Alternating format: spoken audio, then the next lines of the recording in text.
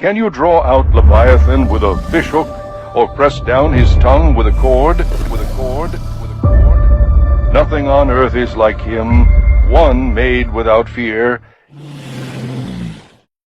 The most substantial description we find of this creature comes to us in Job 41. If you go read that passage, you'll notice how frequently and emphatically it is stated that this dragon is a fire breather. Boys and girls, the Bible is talking about a creature that breathed fire. Now, people say to me, Mr. Ham, you don't really believe that. How can you trust the Bible, an animal that breathes fire? Hey, you know what? There's a little beetle in today's world called the bombardier beetle. And the bombardier beetle actually has twin cannons in its rear end, so when a frog comes up to eat it, it'll mix chemicals together and blast out fiery gases at 212 degrees Fahrenheit. I think the little beetle could do that. I think you could have a fire-breathing dragon, don't you? Absolutely. It's a real creature. But could it really breathe flame? Well, it's not a problem. As far as I can tell, it's not a problem that God could make an animal that can breathe fire. I mean, think of the other amazing creatures that God's created, like the bombardier beetle. In fact, most animals produce methane anyway, which is a flammable gas. If you just had a way to ignite it, you could do it. It's not a problem. The first clue to unveiling the dragon's identity comes to us from a biblical text frequently overlooked.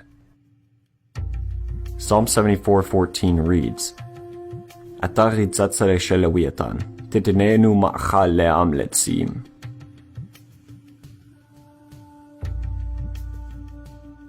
It turns out grammatically that this passage is describing a creature with multiple heads, a hydra. In the Hebrew construct, heads of Leviathan, the term head appears in the plural state, marked by what is called a sereh yod, in conjunction with the singular noun Leviathan. Why is it significant that we have a biblical text that speaks of Leviathan as multi-headed? Because the Israelites weren't the only Near Eastern people group that described the dragon in this way. Not many people know this, but Leviathan was also spoken of on ancient stone tablets written by another civilization to the north of Israel and Syria. Ugarit was an ancient Baal-worshipping port city that archaeologists began excavating in the late 1920s. It's difficult to overemphasize the importance of this find to biblical studies because Ugarit's language is the closest ancient tongue to Old Testament Hebrew that's been discovered. Let's compare some of the lines from one of the Ugaritic Baal tablets with an allusion to Leviathan found in Isaiah. The Ugaritic passage here is older by many centuries. When you smote Letanu, the fleeing serpent, annihilated the twisting serpent, the dominant one who has 7 heads. Isaiah 27:1. In that day Yahweh will punish with his greatly fierce and mighty sword Leviathan, the fleeing serpent, Leviathan the twisting serpent, and he will slay the dragon that is in the sea. So the first important similarity between these two texts is that the consonants for the Ugaritic dragon named Letanu or LT in Ugaritic are contained within the consonants comprising the word Leviathan in Hebrew. You will notice also that, like Psalm 74, the Ugaritic dragon is a hydra.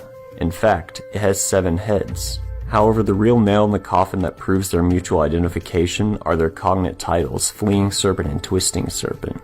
As the Ugaritologist Ola Vikander at Lund University writes, these terms are so rare that, quote, it is quite unthinkable that the combination of these two specific words could have arisen by chance, both in Ugaritic and in Hebrew literature.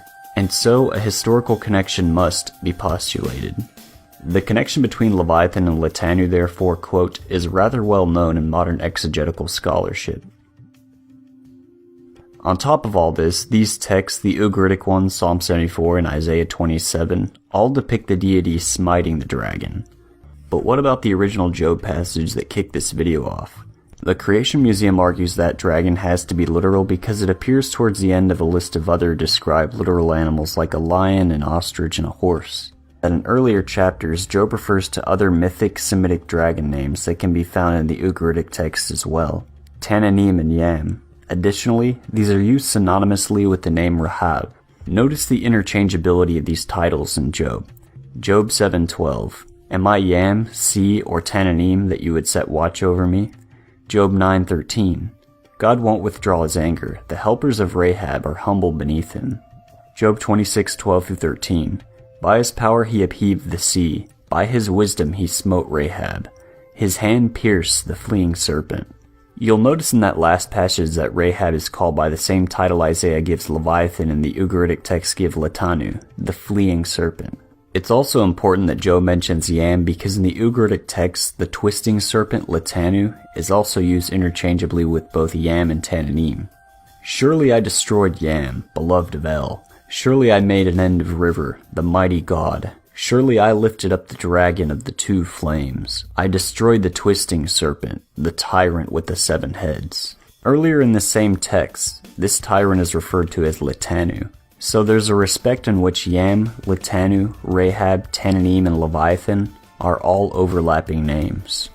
Finally, it should be clear by now that the biblical and Ugaritic texts all associate this monster with the sea. The title Yam literally means sea in Hebrew and Ugaritic.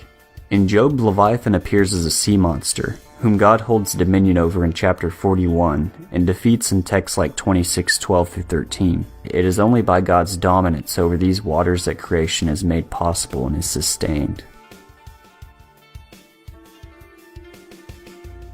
So what you're looking at now is a diagram taken from my book. The watery chaos dragon is well known in art and texts from Israel's ancient neighbors.